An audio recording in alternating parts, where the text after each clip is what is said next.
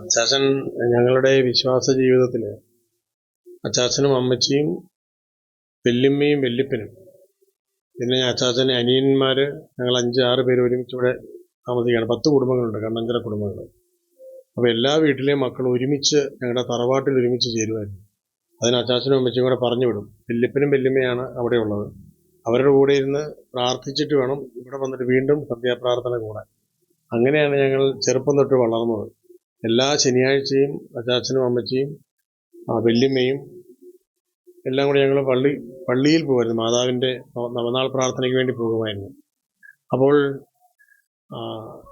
ചെറുപ്പം തൊട്ട് കുരിശ് വരയ്ക്കുക, ഞങ്ങളത് പിന്നീടാണ് മനസ്സിലാക്കിയത്.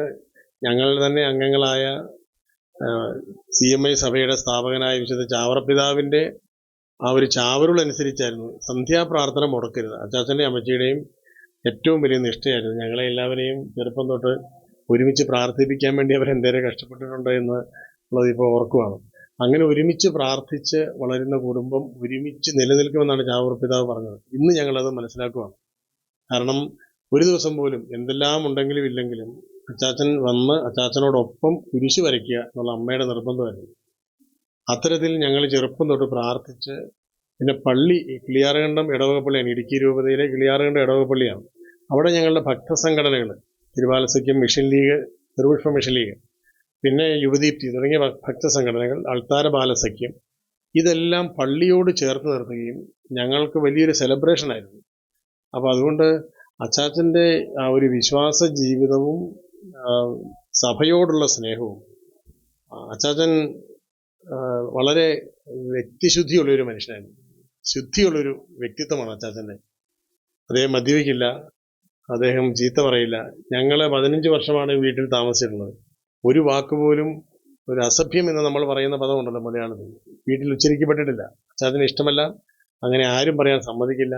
നല്ലത് പറയണമെന്നും നല്ലതേ ചെയ്യാവുള്ളൂ എന്നും നന്മ മാത്രമേ ചെയ്യാവുള്ളൂ എന്നും ഞങ്ങളെ എന്നും ഓർമ്മിപ്പിച്ചിരുന്നു. അതും വിശ്വാസത്തോട് ചേർത്ത് ഞങ്ങളുടെ ജീവിത പ്രവൃത്തികളെയും സ്വഭാവത്തെയും രൂപീകരിക്കാനാണ് അച്ചാച്ചൻ പരിശ്രമിച്ചത്. അതിന് അച്ചാച്ചൻ വേറെ പാഠമൊന്നും പഠിപ്പിച്ചില്ല, സ്വന്തം ജീവിതം മാത്രമേ കാണിച്ചിട്ടുള്ളൂ. ഞങ്ങൾക്ക് ഒരിക്കലും ഒരു ദുർമാതൃക തരാത്ത ഒരപ്പനാണ് ഞങ്ങളുടെ അപ്പൻ. ഒരു കാര്യത്തിലും ഒരു ദുർമാതൃകയില്ല. ആരൊക്കെ പിന്നെ എന്തെല്ലാം പ്രകോപനം ഉണ്ടായാലും അച്ചാച്ചൻ ക്ഷമിക്കാനും സഹിക്കാനും സ്നേഹിക്കാനും തോറ്റുകൊടുക്കാനും എല്ലാം പഠിപ്പിച്ചു. അങ്ങനെ ഞങ്ങളുടെ ഉള്ളിൽ ഞങ്ങളറിയാതെ, ഞങ്ങളിങ്ങനെ അച്ഛന്മാരാകണമെന്നോ കന്യാസ്ത്രീ ആകണമെന്നോ ഒന്നും മനസ്സിൽ വിചാരിച്ചൊന്നുമല്ല ചെറുപ്പത്തിൽ വളരുന്നത്. സഭയോട് ചേർന്ന് വളർന്നു വന്ന വഴിയിൽ ദൈവവിളി അങ്ങ് സ്വാഭാവികമായിട്ടുണ്ടാവുകയായിരുന്നു. അപ്പം അച്ചാച്ചൻ അതിനെ പൂർണ്ണമായിട്ട് സപ്പോർട്ട് ചെയ്തു. ഞങ്ങൾ മൂത്തവരാണ്, മൂത്ത പെങ്ങളാണിത്. Sister Josiah സാധുസേവന സഭാംഗമാണ്. പിന്നെ തൊട്ടു താഴെയാണ് ഞങ്ങൾ 2 പേര്. അപ്പം നിങ്ങൾക്കറിയാലോ, ഒരു 15 വർഷം വിവാഹ ജീവിതം കഴിഞ്ഞുള്ള ആദ്യത്തെ 15 വർഷത്തിൽ ഉണ്ടായ ആദ്യം വന്ന 3 പേര് അപ്പനെ അമ്മയെ ഉപേക്ഷിച്ച് പോകാൻ തീരുമാനിച്ചു എന്ന് പറയുമ്പം ഭയങ്കര വിഷമത്തോടെയാണ് അത് അംഗീകരിക്കുന്നെങ്കിലും ഒരിക്കലും എതിര് നിന്നില്ല. ആ വഴി എങ്ങനെ ശരിയാക്കി തരാം, അതിനുവേണ്ടി അച്ചാച്ചൻ പിന്നെ ഒത്തിരി അധ്വാനിച്ചു. ഒരു വാക്ക് ഞാൻ ഓർക്കണം, അച്ചാച്ചൻ ഞങ്ങൾ സഭയിൽ ചേർന്ന് കഴിഞ്ഞ ഉടനെ ഒരു കത്ത് എഴുതി. ഞങ്ങൾ നവസന്യാസം നോഷിയേറ്റ് എന്ന് പറയില്ലേ, അപ്പോൾ ഈ നോഷിയേറ്റിലോട് കയറുന്ന സമയത്ത് ഒരു കത്ത് എഴുതി. ആ കത്തിൻ്റെ വാക്കുകൾ ഞാൻ ഇപ്പോഴും സൂക്ഷിച്ചു വെച്ചിട്ടുണ്ട്. കത്ത്: നിങ്ങൾക്ക് അൾത്താരയിലേക്കുള്ള യാത്രയിൽ ഈശോയുടെ അനുഗ്രഹം കിട്ടാൻ വേണ്ടി നിങ്ങൾക്ക് വേണ്ടി കടലിനടിയിലൂടെ പോകണമെങ്കിൽ ഞങ്ങൾ പോകാം, തീക്കനലിന് മുകളിലൂടെ നടക്കണമെങ്കിൽ ഞങ്ങൾ നടക്കാം. ഒരു സമർപ്പണ ജീവിതത്തിലേക്കും വൈദിക ജീവിതത്തിലേക്കും ഒക്കെ പോകുന്ന മക്കൾക്ക് ഒരപ്പൻ്റെ കയ്യിൽ നിന്ന് ഇതിൽ കൂടുതൽ ഒരു അഷ്വറൻസ് ഇല്ല. അച്ചാച്ചനെ ഞാൻ ഇടയ്ക്കിടയ്ക്ക് അച്ചാച്ചനെ അത് പറഞ്ഞ് വീണ്ടും ഞങ്ങൾ അച്ഛന്മാരായി. ഇപ്പോൾ 27 വർഷമായി ഞങ്ങൾ അച്ഛന്മാരായിട്ട്. അപ്പോൾ അച്ചാച്ചൻ്റെ ആ ഒരു തീക്ഷ്ണമായ വിശ്വാസം, വലിയ പ്രകടനമൊന്നുമില്ലായിരുന്നു, പക്ഷേ ഉള്ളിൽ വളരെ സോളിഡായിരുന്നു അച്ചാച്ചൻ്റെ വിശ്വാസം. അതുകൊണ്ട് തന്നെ എന്തെല്ലാം പ്രയാസം ഉണ്ടായെങ്കിലും ജീവിതത്തിൽ ഒരു നിരാശയുടെ വാക്കുകൾ, ഒരു കള്ളത്തരത്തിൻ്റെ വാക്കുകൾ, സാമ്പത്തികമായി ഒത്തിരി പരാധീനതകളും പരിമിതികളും ഒക്കെയുള്ള, അറിയാലോ, ആദ്യം പറഞ്ഞ പോലെ ഹൈ റേഞ്ചിലാണ് ജീവിക്കുന്നത്. ഈ മണ്ണിനോടും കാർഷിക വിളകളോടും ഒക്കെയാണ് ബന്ധം. പക്ഷേ ഒന്നും ശരിയായി നടക്കാത്ത സമയത്തും പാത്രം മുഴുവൻ, അടുക്കള പാത്രങ്ങളൊക്കെ കാലിയായിരിക്കുന്ന സമയത്തും വളരെ പ്രസന്നതയോടെ അച്ചാച്ചൻ ഇങ്ങനെ ജീവിതത്തെ മുന്നോട്ട് കൊണ്ടുപോവുകയായിരുന്നു. അതുകൊണ്ട് ഞങ്ങളെ സംബന്ധിച്ചിടത്തോളം ജീവിതത്തിൻ്റെ വലിയൊരു സന്തോഷമാണ് അച്ചാച്ചനിലൂടെ ഞങ്ങൾക്ക് ലഭിച്ചത്. അപ്പോൾ അച്ചാച്ചൻ്റെ ആ ഒരു ഓർമ്മ ഞങ്ങൾക്ക് എന്നും സന്യാസത്തിലും പൗരോഹിത്യത്തിലും ഏറ്റവും മാതൃകാപരമായി ആവേശത്തോടെ ജീവിക്കാനാണ് അച്ചാച്ചൻ ഞങ്ങളെ പ്രചോദിപ്പിച്ചത്. ഞങ്ങൾ ഇവിടെ ഈ ഹൈറേഞ്ചിൽ എല്ലാവരും കൃഷിക്കാരായിരുന്നു. ഇവിടെ ജോലിയുള്ളത് എന്ന് പറയുന്നത് പോസ്റ്റ്മാനൊക്കെയാണ് ആകെ ഒരു ജോലി എന്നൊക്കെ ഞങ്ങൾക്ക് പറയാനുള്ളത്. ബാക്കി എല്ലാവരും ഈ മണ്ണിൽ പണിയെടുക്കുന്ന കർഷകരാണ്. എല്ലാവർക്കും 3, 4, 5, 6, 8, 10 ഒക്കെ ഏക്കറുകൾ സ്ഥലമുണ്ടെന്ന് മാത്രമേ ഉള്ളൂ. അത് ഇത്രയും സ്ഥലമുണ്ടെന്ന് നാട്ടിൽ കേൾക്കുമ്പം വലിയ സ്ഥലമാണെന്ന് തോന്നും. പക്ഷേ ഇവിടെ ജീവിക്കുമ്പോൾ അതുകൊണ്ടൊന്നും ഒരു അതിജീവനത്തിനുള്ള വരുമാന മാർഗം ഇല്ലായിരുന്നു. അതുകൊണ്ട് തന്നെ പ്രകൃതിയുടെ ഈ മഴ, വെയില്, അപ്പം ഇതിനകത്തെല്ലാം അഫക്റ്റ് ചെയ്ത് ബാധിക്കപ്പെട്ട ഒരു ജീവിതമായിരുന്നു എല്ലാവരുടെയും. അപ്പോൾ അച്ചാച്ചനെ സംബന്ധിച്ചിടത്തോളം പാലാ കടനാട്ടിൽ നിന്ന് ഇങ്ങോട്ട് അച്ചാച്ചൻ്റെ അപ്പനും അമ്മയും ആയിട്ട് ഞങ്ങൾ കുറേ കൂട്ടുകാരോട് കൂടി അവരിങ്ങോട്ട് കുടിയേറിയതാണ്. ഒരു 55-60കളിൽ ഇങ്ങോട്ട് കയറിയതാണ്. അച്ചാച്ചൻ്റെ കല്യാണം നടക്കുന്ന 66-ലാണ്. അപ്പോൾ ഇവിടെ വരുമ്പോൾ അന്ന് വഴിയൊന്നുമില്ല എന്ന് നമ്മൾക്ക് എല്ലാവർക്കും അറിയാം. ഞങ്ങൾ ആക്ച്വലി ആദ്യം ഏറുമാടത്തിലായിരുന്നു താമസിച്ചുകൊണ്ടിരുന്നത്. അച്ചാച്ചനും അമ്മച്ചിയും ഞങ്ങൾ ഗ്രാൻഡ് ഫാദർക്ക് ഏറുമാടത്തിൽ താമസിച്ചിരുന്നു. കാരണം താഴെ ഈ കാട്ടാന വരുമ്പോൾ ചാരം പഴിപ്പിച്ച് താഴേക്ക് ഇടുന്ന പട്ടിയെ കൊണ്ട് ഓടിപ്പിക്കുന്നതിൻ്റെ കഥയൊക്കെ കേട്ടാണ് ഞങ്ങൾ വളരുന്നത്. കരടിത്തോലൊക്കെ വീട്ടിലുണ്ടായിരുന്നു എന്ന് പറയുമ്പോൾ അത് പിന്നെ അങ്ങനെ ഉള്ളൊരു നാട്ടിൽ ഈ ഗ്രാമവും വനവും പ്രകൃതിയും എല്ലാമായിട്ട് ഇണങ്ങി ജീവിച്ചിരുന്ന ഒരു ഹൈറേഞ്ച് നിവാസികളുടെ ആദ്യകാല പ്രതിസന്ധികളായിരുന്നു അതെല്ലാം. ഇവിടെ ഒരു കൃഷി നടന്നു കഴിഞ്ഞാൽ അതിന് എന്തെങ്കിലും ഒരു കച്ചവടം നടക്കണമെന്നുണ്ടെങ്കിൽ ഇവിടുന്ന് കട്ടപ്പന കൊണ്ടുചെല്ലണം. അപ്പോൾ അച്ചാച്ചനൊക്കെ ഞങ്ങൾ ഓർക്കുന്നുണ്ട്, കാപ്പിക്കുരുവും അടയ്ക്കയും ഇതൊക്കെ കൃഷി ചെയ്തിട്ട് ഇതും കൊണ്ട് ചുമന്ന് ഇവിടുന്ന് 10-17 കിലോമീറ്റർ നടന്ന് കാലുപിരിമൗണ്ട് വരെ ചെന്ന് കഴിയുമ്പോഴാണ് ഒരു ബസ്സുള്ളത്. ഞങ്ങളൊക്കെ ബസ് കാണുന്നത് 7ാം ക്ലാസ് പഠിക്കുമ്പോഴാണ്. 7-8 പഠിക്കുമ്പോഴാണ് ബസ് തന്നെ കാണുന്നത്. ഇങ്ങനെ ബസ് ഉണ്ടെന്നൊക്കെ കേട്ടിട്ടേ ഉണ്ടായിരുന്നു. അമ്മ വീട്ടിൽ പോകുമ്പോഴാണ്, നാരക്കാനത്തൊക്കെ പോകുമ്പോഴായിരുന്നു ബസ്സൊക്കെ കാണുന്നത്. അപ്പം അതുപോലെ ഈ ഗതാഗത സൗകര്യമില്ല, പിന്നെ ഈ വിലസ്ഥിരതയില്ലാത്തത് കൊണ്ട് വിളകൾക്ക് യാതൊരു ഉറപ്പുമില്ല. പിന്നെയുള്ളത് ദാരിദ്ര്യം മാത്രമാണ് ഇവിടെ എല്ലാവർക്കും ഉണ്ടായിരുന്നത്. ആ ഒരു കൂട്ടായ ജീവിതം എന്ന് പറയുന്നതിനകത്ത് എല്ലാ മതസ്ഥരും ഉണ്ടെന്നുള്ളതാണ്. അപ്പോൾ അച്ചാച്ചനാണെങ്കിൽ എല്ലാവരോടും ഒരേപോലെ സ്നേഹം. ഇവിടുത്തെ അച്ചാച്ചന് മാത്രമല്ല, എല്ലാവർക്കും പരസ്പരം നല്ല സ്നേഹവും സൗഹൃദവും ഉണ്ടായിരുന്നു. അതുകൊണ്ട് എല്ലാവരും കൂടെ ഒരുമിച്ചാണ്. ഒരു കാട്ടാന വരുമ്പോൾ അതിനകത്ത് ജാതി തിരിച്ചല്ലോ ആളുകൾ ഓടിക്കാൻ ചെല്ലുന്നത്. അപ്പോൾ എല്ലാവരുടെയും അതിജീവനത്തിൻ്റെ പ്രശ്നമാണ് ഹൈറേഞ്ച്. അതുകൊണ്ട് ഹൈറേഞ്ചിൽ സൗഹാർദ്ദം ഉണ്ടായിരുന്നു, പക്ഷേ സമ്പത്ത് കുറവായിരുന്നു. പക്ഷേ ഇപ്പോൾ അത് പിന്നീട് എല്ലാവരുടെയും അധ്വാനം കാരണം കുറേശ്ശെ ഓരോരുത്തർ മക്കളെയൊക്കെ പഠിപ്പിച്ച് വിദേശത്തൊക്കെ വിട്ടു വല്ല പുറത്തൊക്കെ ജോലിയൊക്കെ ആയ പുതിയ തലമുറ വന്നപ്പോഴാണ് ഹൈറേഞ്ചിലുള്ളവർ അല്പസ്വല്പം ഒന്ന് സ്റ്റേബിളായിട്ട് ജീവിക്കാൻ തുടങ്ങിയത്. ഞങ്ങളെ അച്ചാച്ചനെ സംബന്ധിച്ചിടത്തോളം, അമ്മച്ചിയെ സംബന്ധിച്ചിടത്തോളം, അച്ചാച്ചൻ്റെ സഹോദരങ്ങളെ സംബന്ധിച്ചിടത്തോളം അവർക്കുള്ള മണ്ണിൽ പണിത് കിട്ടുന്നത് കൊണ്ട് മാത്രം ജീവിക്കുന്ന ഒരു രീതിയായിരുന്നു. അപ്പോൾ വളരെ കഠിനമായി അധ്വാനിച്ച് കഷ്ടപ്പെട്ട് ജീവിക്കുന്ന ഒരപ്പനെയാണ് ചെറുപ്പം തൊട്ട് ഞങ്ങൾക്ക് ഓർക്കാൻ കഴിയുന്നത്. എന്തേരെ പണിയുണ്ടെങ്കിലും എന്തേരെ തിരക്കുണ്ടെങ്കിലും വൈകിട്ട് അച്ചാച്ചൻ, ഇപ്പം ഞങ്ങൾ പ്രകാശ് സിറ്റി എന്ന് പറയും, ഞങ്ങളുടെ ഇവിടുത്തെ സിറ്റി എന്ന് പറഞ്ഞാൽ പ്രകാശ് സിറ്റിയാണ്. അന്ന് 2 കടയും ഒരു റേഷൻ കടയും ഒക്കെയാണ്, ഒരു ഹോട്ടലൊക്കെയാണ്. ഹോട്ടലിലെ ചെറിയ ചായക്കടയൊക്കെയാണ് പ്രകാശ് സിറ്റി. എന്നാലും എല്ലാവരും സന്ധ്യയ്ക്ക് ഈ ചെറിയ ഗ്രാമത്തിൻ്റെ ഈ ഒരു പീഡികത്തിണ്ണയിൽ ഒരുമിച്ച് കൂടും, കൊച്ചു വർത്തമാനങ്ങൾ പറയും. അവിടെ ഒരു ലൈബ്രറി ഉണ്ട്, പ്രഭാത് പബ്ലിക് ലൈബ്രറി, ഞങ്ങളുടെ ഗ്രാൻഡ് ഫാദറായിട്ട് തുടങ്ങിയതാണ്. അപ്പോൾ വായനശാലയിൽ വലിയ ആൾക്കൂട്ടമായിരുന്നു, പുസ്തകങ്ങൾക്ക് പിടിച്ചുപറിയായിരുന്നു. അവിടെ നിന്നൊക്കെ പുസ്തകമൊക്കെ എടുത്തുകൊണ്ട് അച്ചാച്ചൻ വീട്ടിൽ വരും. വന്നു കഴിഞ്ഞിട്ട് കുരിശ് വരച്ചിട്ടാണ് അത്താഴമുള്ളൂ. അത്തരത്തിൽ എല്ലാ ദിവസവും എത്ര അധ്വാനമുണ്ടെങ്കിലും സന്ധ്യാപ്രാർത്ഥന എന്നത് ഞങ്ങളുടെ ഹൈറേഞ്ചിലെ ക്രൈസ്തവ കുടുംബങ്ങളുടെ ഒരു ദിനചര്യയുടെ ഭാഗമായിരുന്നു. കാരണം ഇവിടെ ഇരുന്ന് കേൾക്കുമ്പോൾ ഞങ്ങൾക്ക് ഇവിടുന്ന് 3 കിലോമീറ്റർ അപ്പുറത്തുള്ള കിളിയാറുകണ്ടം ഇടവക ദേവാലയത്തിലെ 7 മണിയുടെ കുരിശുമണി അടിക്കുന്ന കേൾക്കാം.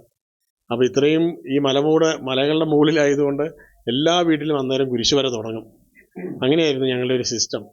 അപ്പം പള്ളി, ഭക്തസംഘടനകൾ, വിശുദ്ധ കുർബാന, ജപമാല, പ്രാർത്ഥനകൾ, ഇതിനകത്തെല്ലാം മുഴുകിച്ചേർന്ന് ജീവിക്കുന്ന ഒരു ജീവിതമായിരുന്നു. അതുകൊണ്ട് അച്ചാച്ചനും അതിന് നേതൃത്വം കൊടുത്തു. അമ്മച്ചി അത് വളരെ ചിട്ടയോടെ ചെയ്തു.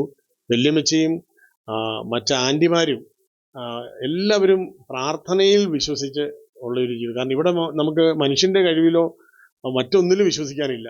ദൈവത്തിന്റെ കരുതലിൽ മാത്രമേ നമുക്ക് വിശ്വസിക്കാനുള്ളൂ. സന്ധ്യയ്ക്ക് പ്രാർത്ഥിച്ച് വളർന്നതുകൊണ്ടാണ് എല്ലാ ക്രൈസ്തവ ഭവനങ്ങളിലും പോലെ തന്നെ ഞങ്ങളുടെ ഭവനങ്ങളിലും പ്രാർത്ഥന ചിട്ടയോടെ പോകണമെന്ന് വളരെ കർശനമായ നിഷ്ഠയുണ്ടായിരുന്നു എന്ന് ഞാനിപ്പോൾ ഓർക്കുകയാണ്. കത്തോലിക്ക സഭയെ സംബന്ധിച്ചിടത്തോളം ഒരു സമർപ്പിത വൈദിക ദൈവവിളി എന്ന് പറയുന്നത് സർവ്വസംലഭ്യതയുടെ ഒരു ജീവിതമാണ്.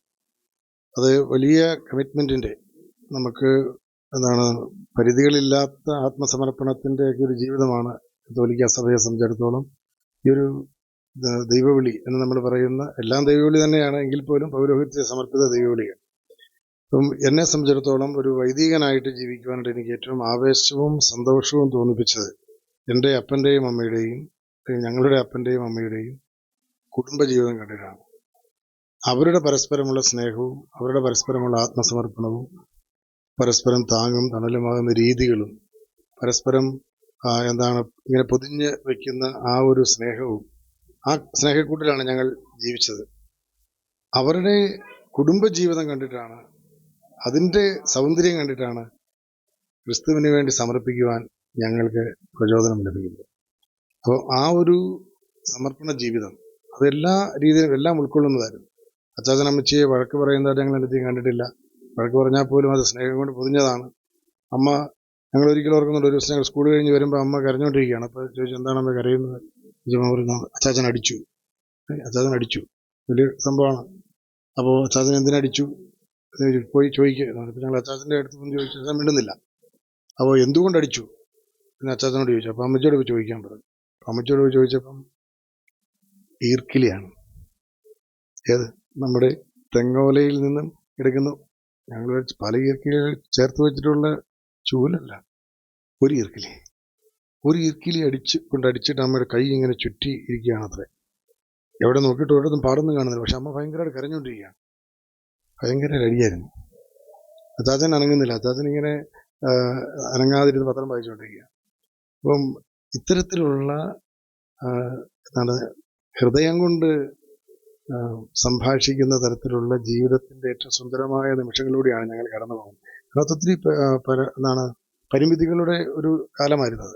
ആ ഒരു കാലത്തും ഇവർ രണ്ടും ഒരിക്കലും അങ്ങോട്ടും ഇങ്ങോട്ടും കുറ്റപ്പെടുത്തുകയോ ആരുടെയെങ്കിലും ബലഹീനതകളെ എടുത്തു പറയുകയോ അല്ലെങ്കിൽ മറ്റൊരാളുടെ കുറവുകളെ എടുത്ത് മറ്റൊരാളെ ഇങ്ങനെ അപകീർത്തിപ്പെടുത്താൻ ശ്രമിക്കുക ഒന്നുമില്ല. അച്ചാച്ചനെ കുറിച്ചൊരു വാക്ക് മോശമായിട്ട് ആരെങ്കിലും പറയുന്നു എന്നറിയുന്ന അമ്മച്ചിക്ക് ഭയങ്കര വിഷമമാണ്. അമ്മച്ചിയെ കുറിച്ച് അച്ചാച്ചനെ ചിന്തിക്കുന്നേയില്ല. അത്തരത്തിൽ ഏറ്റവും വിശുദ്ധരായ ഒരു മാതാപിതാക്കളായിരുന്നു ഞങ്ങളുടെ മാതാപിതാക്കൾ. അപ്പം അതുകൊണ്ടാണ് ഞങ്ങൾക്ക് ഒരുപക്ഷെ 3 പേർക്കും ഞങ്ങൾ ജീവിക്കുന്ന സന്യാസ സമർപ്പണ ജീവിത വഴികളിൽ വളരെ വ്യത്യസ്തമായ ഇടങ്ങളിൽ ഞങ്ങൾക്ക് തമ്പുരാനെ വലിയ സാക്ഷ്യം നൽകാനായിട്ടുള്ള അവസരങ്ങൾ ദൈവം നൽകുന്നു. സിസ്റ്റർ ജോസിയാണെങ്കിലും പ്രകൃതി ചികിത്സാ കേന്ദ്രത്തിൻ്റെ ഡയറക്ടറായിട്ട് ഇപ്പം കാക്കനാട് വർക്ക് ചെയ്യുന്ന ആളാണ്. അപ്പോൾ അത് സാധു സേവന സഭയുടെ ഒരു വലിയ മിഷനാണ് ഈ പ്രകൃതി ചികിത്സ.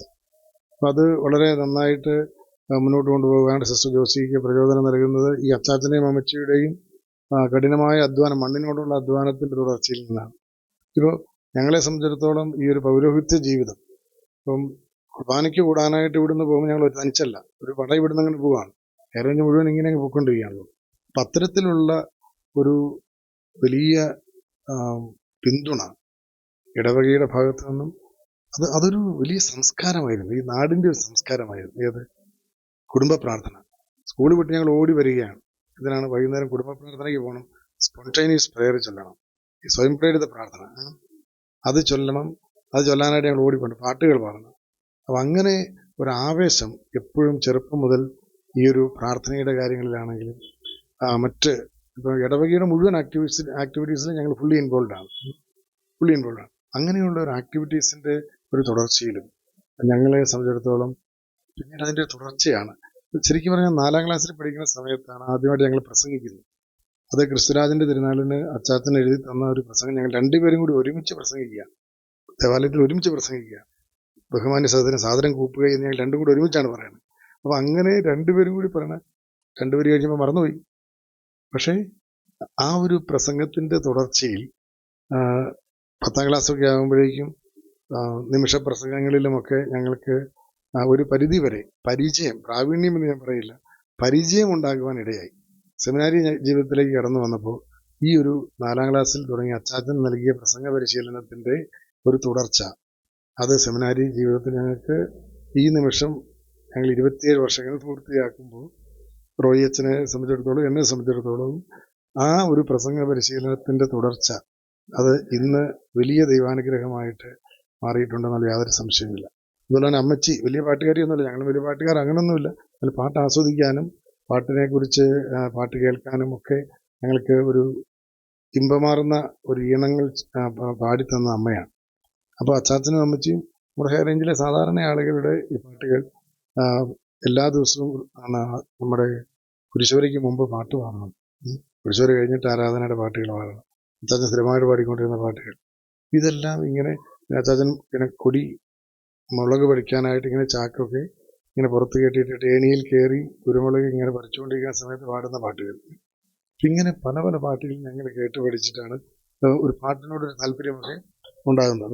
അത് ആസ്വദിക്കാനായിട്ട്, ഈ ഗായകരെന്നല്ല, ഈ ആസ്വദിക്കാനായിട്ട് നമുക്ക് ഒരു അവസരം വരുന്നത് അങ്ങനെയാണ്.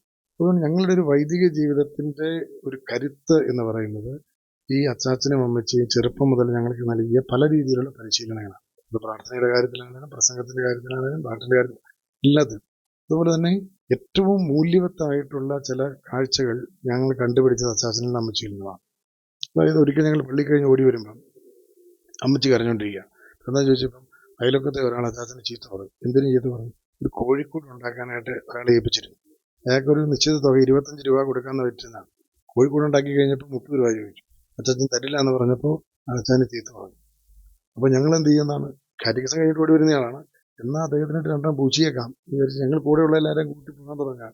അങ്ങനെ ഞങ്ങൾ ഓടിക്കൊണ്ടിരിക്കുമ്പോൾ അച്ചാച്ചൻ പുറകെ വരികയാണ് വടിയുമായിട്ട്. അയാളുടെ വീടിനടുത്ത് എത്താറാകുമ്പോൾ അച്ചാച്ചൻ മുമ്പിൽ വന്ന് നിന്നിട്ട് പറയുന്നു, മുട്ടുപോത്ര അവിടെ. ഇതിലാണ് മുട്ടുപോത്തി കൈവിരിച്ച് സ്വർഗസ്വനായ പിതാവെ 5 എണ്ണം ചൊല്ലിക്കുന്നു. എന്നിട്ട് അതിനകത്ത് നിങ്ങളുടെ പാപങ്ങൾ ക്ഷമിക്കുന്നത് പോലെ, എന്താണ് സ്വർഗസ്വനായ പിതാവിലെ ആ ക്ഷമയുടെ ആ ഒരു ഭാഗം എടുത്തു പറഞ്ഞ് ക്ഷമിക്കുന്നു എന്നുള്ളതാണ് ജീവിതത്തിലെ ഏറ്റവും വലിയ കാര്യം എന്ന് പഠിപ്പിക്കുക. അച്ചാച്ചൻ ചീത്ത പറഞ്ഞയാളെ ഞങ്ങൾ ചീത്ത പറയാനായിട്ട് ഓടുമ്പോൾ ചെറുപ്പത്തിൻ്റെ ആ ഒരു നമ്മുടെ 10ാം ക്ലാസ്സിന് താഴെയുള്ള സമയമുള്ള 5, 6, 7, അപ്പം ആ ഒരു സമയത്ത് അച്ചാച്ചനെ പഠിപ്പിക്കുന്നു ക്ഷമയാണ് ഏറ്റവും മൂല്യമുള്ള ജീവിത മൂല്യമെന്ന് പഠിപ്പിക്കുകയാണ്. അതുപോലെ തന്നെ ഞങ്ങളുടെ വളരെ കുറച്ച് സാമ്പത്തിക സ്ഥിതി ഉണ്ടായിരുന്ന സമയത്താണ് ഞങ്ങൾ ജീവിച്ചു വളർന്നത്. ഇപ്പോഴും വ്യത്യാസമൊന്നുമില്ലെങ്കിലും അന്നത്തെ ആ ഒരു കാലം ഇതിനേക്കാൾ കൂടുതൽ കഷ്ടപ്പാടായിരുന്നു. അച്ചാച്ചനൊക്കെ 10 കിലോ അരി റേഷൻ കടയിൽ നിന്ന് മേടിച്ചോളൂ. ഞങ്ങൾ 2 പേരും പെങ്ങളും ഒക്കെ അച്ചാച്ചനെ സഹായിക്കാനായിട്ട് റേഷൻ കട കിളിയാർകണ്ടത്ത് പോയിട്ടാണ് വരുന്നത്. അപ്പോൾ ഈ പോരുന്ന വഴിക്ക് ഈ പല വീടുകളുടെ മുമ്പിൽ കൂടിയാണ് ഇങ്ങനെ പോരുന്നത്. അപ്പോൾ ഈ 10 കിലോ അരിയുടെ ഈ ഒരു കെട്ടും കൊണ്ട് ഞങ്ങളിങ്ങനെ വരുന്ന വഴിക്ക് അയൽവക്കത്തുള്ള ഒരു ചേട്ടൻ പറയുന്നു, ഈ പച്ച അരിയാണോ? പിള്ളേർ ചോറിൻ്റെ കുറച്ച് ദിവസമായി. അപ്പം ഞങ്ങൾക്ക് അറിയാം ഈ അരി വീട്ടിലെത്തിക്കഴിഞ്ഞാൽ ഒത്തിരിയേറെ കടപ്പാടുകളുണ്ട്.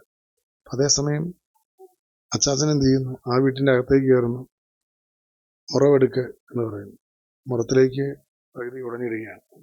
അപ്പോൾ ആ ഒരു ഔദാര്യത്തിൻ്റെ മനസ്സ്, ഈ ഔദാര്യത്തിൻ്റെ മനസ്സ് ജീവിതത്തിലേക്ക് എഴുതി പഠിപ്പിക്കാതെ, പറഞ്ഞു പഠിപ്പിക്കാതെ, ജീവിതം കൊണ്ട് പഠിപ്പിക്കുകയായിരുന്നു അച്ചാച്ചൻ. അപ്പം അത് ഒരു വല്ലാത്തൊരു അനുഭവമാണ് അല്ലേ. ഞങ്ങൾ 2 പേരുടെയും ജീവിതത്തിൽ ഈ ഒരു നിമിഷം വരെ നോക്കുമ്പോൾ തമ്പുരാൻ ആ ഒരു ഔദാര്യ സമൃദ്ധിയുടെ തുടർച്ചയാണ് നൽകിയിരിക്കുന്നത്. അച്ചാച്ചൻ്റെ ജീവിതം ഞങ്ങളെ പഠിപ്പിച്ച ഔദാര്യ സമൃദ്ധിയുടെ ഒരു തുടർച്ചയാണ് ഞങ്ങളുടെ പൗരോഹിത്യ ജീവിതത്തിൽ ഈ നിമിഷം വരെ ഇതുവരെ ഞങ്ങൾ ചെയ്തുകൊണ്ടിരിക്കുന്ന വ്യത്യസ്തമായ ശുശ്രൂഷകളിൽ പ്രതിഫലിക്കുന്നത് എന്നാണ് എനിക്ക് തോന്നിയിട്ടുള്ളത്. എൻ്റെ പേര് സിസ്റ്റർ ജോസിയ, സാധുസേവന സഭ മള്ളുശ്ശേരി. ഞങ്ങൾക്ക് ദൈവവിളി ലഭിക്കുവാനുള്ള കാരണം ഞങ്ങളുടെ മാതാപിതാക്കൾ തന്നെയാണെന്ന് എവിടെ വേണമെങ്കിലും പറയാനുള്ള ധൈര്യമുണ്ട്, അതിനുള്ള വിശ്വാസവുമുണ്ട്. കാരണം വിശുദ്ധരായ മാതാപിതാക്കളാണ് ഞങ്ങൾക്കുള്ളത്. പലപ്പോഴും ദാരിദ്ര്യത്തിൻ്റെ മേഖലയിലും കൂടെയൊക്കെ കടന്നു പോകുന്ന സമയങ്ങളിൽ പങ്കുവയ്പ്പിൻ്റെ ഒരു അനുഭവം മാതാപിതാക്കളിൽ നിന്ന്, പ്രത്യേകിച്ച് അച്ചാച്ചനിൽ നിന്ന് പഠിക്കുവാനായിട്ട് സാധിച്ചിട്ടുണ്ട്. ഒത്തിരിയേറെ നന്മ പ്രവർത്തികൾ ചെയ്യുവാനുള്ള പ്രേരണ ലഭിച്ചിരിക്കുന്നത് മാതാപിതാക്കളിൽ നിന്നാണ്. പ്രത്യേകിച്ച് ക്ഷമയുടെയും സ്നേഹത്തിൻ്റെയും ഒക്കെ മാതൃക അച്ചാച്ചൻ കാണിച്ചു തന്നിട്ടുണ്ട്. പ്രത്യേകിച്ച് അച്ചാച്ചൻ്റെ മാതാപിതാക്കളിൽ നിന്ന് ചിലപ്പോൾ ചില തിക്താനുഭവങ്ങളോ ഒക്കെ കിട്ടിയിട്ടുണ്ടെങ്കിൽ പോലും അവരുടെ അടുത്തേക്ക് സ്നേഹപൂർവ്വം ഞങ്ങളെ പറഞ്ഞുവിടുന്ന ഒരു രീതിയും അതുപോലെ ഒരു പങ്കുവയ്പ്പിൻ്റെ അനുഭവത്തിലേക്ക് ഞങ്ങളെ വഴി നടത്താനുള്ള ഒരു പ്രേരണയുമൊക്കെ അച്ചാച്ചൻ്റെ ജീവിതത്തിൽ നിന്ന് കിട്ടിയിട്ടുണ്ട്. പ്രത്യേകിച്ച് ഒരു വ്യക്തിപരമായ പ്രാർത്ഥന, ആരും കാണാതെ രൂപക്കൂടിൻ്റെ അവിടെ രൂപത്തെ തൊട്ട് നിൽക്കുന്ന പല കാഴ്ചകളും കാണാൻ സാധിച്ചിട്ടുണ്ട്. പലപ്പോഴും അതൊരു ദാരിദ്ര്യത്തിൻ്റെ മേഖലയിൽ കൂടിയൊക്കെ നടന്നു പോകുന്ന അവസരങ്ങളിൽ സന്ധ്യാപ്രാർത്ഥന കൂടാതെ നമ്മൾ എതിർച്ചാൽ നോക്കിക്കഴിഞ്ഞാൽ, യാദൃശ്ചികമായിട്ട് നോക്കുമ്പോൾ ചിലപ്പോൾ രൂപക്കൂട്ടിൽ കൈപിടിച്ച് നിൽക്കുന്ന രംഗം ഒത്തിരി ഹൃദയത്തെ ഒത്തിരി തൊട്ടിട്ടുണ്ട്. അത് ചോദിച്ചിട്ടില്ല, പക്ഷേ ഇപ്പോഴും അത് ഹൃദയത്തിൽ കോറിയിട്ടേക്കുന്ന ഒരു കാര്യമാണ്. അപ്പോൾ ഒരു വിശുദ്ധമായ ജീവിതം, ഒരു കടങ്ങളും പാപങ്ങളും, ഇയാളുടെ കടങ്ങളും പാപങ്ങളും എന്ന അച്ചാച്ചനെക്കുറിച്ച് പറയുന്നത് കേൾക്കാൻ മരിച്ചു കിടക്കുമ്പോൾ പോലും താല്പര്യമില്ല. കാരണം കടങ്ങളും പാപങ്ങളും ഇല്ല എന്ന് തന്നെയാണ്. ഉണ്ടായിരിക്കാം, പക്ഷേ അങ്ങനെ ഒരു പാപം ഉണ്ട് എന്ന് വിശ്വസിക്കുന്നില്ല, വാക്കുകൊണ്ടോ പ്രവൃത്തി കൊണ്ടോ. അത് ഞങ്ങളുടെ ജീവിതത്തിന് ഒത്തിരി പ്രചോദനമാണ്. അതുപോലെ പ്രാർത്ഥനാ ജീവിതമാണെങ്കിലും സന്ധ്യാപ്രാർത്ഥന കഴിഞ്ഞിട്ട് ഒരു പൊതു പ്രാർത്ഥനയ്ക്ക് ശേഷം ചൊല്ലിത്തരുന്ന ഒരു സ്പോണ്ടൈൻ പ്രാർത്ഥന അച്ചാച്ചൻ തന്നെ ചൊല്ലി, അത് നമുക്ക് അറിവ് വെച്ച കാലം മുതൽ ഈ 60 വർഷങ്ങൾ പിന്നിട്ടപ്പോഴും അത് തുടർന്നുകൊണ്ട് പോകാനുള്ള ഒരു സാധ്യത കുടുംബത്തിൽ നിലനിന്നു. അത് അച്ചാച്ചൻ്റെ ഒരു പ്രത്യേക കഴിവാണ്. ഇത്രയും വർഷങ്ങൾ ജീവിച്ച് ഞങ്ങൾ പലപ്പോഴും വീട്ടിൽ നിന്ന് ഈ 15 വർഷങ്ങൾക്ക് ശേഷം 20 വർഷങ്ങൾക്ക് ശേഷം 20 വയസ്സിലും 15 വയസ്സിലും വീട്ടിൽ നിന്ന് മാറിപ്പോയ ഞങ്ങൾ ഈ 40 വർഷവും 35 വർഷവുമായിട്ട് തിരിച്ച് ഞങ്ങൾ വീട്ടിൽ വരുമ്പോഴും ആ സന്ധ്യാപ്രാർത്ഥന കഴിയുമ്പോൾ അന്ന് ചൊല്ലി തന്ന പ്രാർത്ഥന ചൊല്ലിയതിന് ശേഷം മാത്രമാണ് പ്രാർത്ഥന അവസാനിപ്പിക്കുകയുള്ളൂ. അതിനെക്കാട്ടിലും കൂടുതൽ അനുഭവമുള്ളത് പ്രാർത്ഥനയ്ക്ക് ശേഷമുള്ള സ്തുതിചൊല്ലുത്താണ്. കാരണവന്മാർക്ക് മൂപ്പനുസരിച്ച് സ്തുതി ചൊല്ലി ഉമ്മ കൊടുക്കുന്ന ഒരു രീതി ജീവിതത്തിൽ ഒത്തിരി ഫീലിങ്സാണ്. അത് ഇപ്പോഴത്തെ ഒരു തലമുറയ്ക്ക് അത് അനുഭവം ഇല്ല. നമുക്ക് കിട്ടിയിരിക്കുന്ന അനുഭവം ഒരു തേൻകട്ടയെക്കാട്ടിലും മാധുര്യമുള്ള ഒരു അനുഭവമായിട്ട് ഹൃദയത്തിൽ സൂക്ഷിക്കുന്നുണ്ട്. എന്നും സ്ഥിരമായിട്ട് സന്ധ്യാപ്രാർത്ഥനയ്ക്ക് ശേഷം അച്ചാച്ചൻ ഞങ്ങൾക്ക് ചൊല്ലിത്തന്നിരുന്ന പ്രാർത്ഥന ഒരിക്കൽ കൂടി ചൊല്ലുവാൻ ഞങ്ങൾ ആഗ്രഹിക്കുകയാണ് ഈ അവസരത്തിൽ. എൻ്റെ ഈശോയെ, ഞങ്ങളെ നല്ല വഴിയെ നടത്തണമേ, നല്ല മാർഗം കാണിച്ചു തരണമേ, എളിമയും വിനയവും അനുസരണവും ഞങ്ങളെ പഠിപ്പിക്കണമേ, പഠിക്കാനുള്ള ബുദ്ധിയും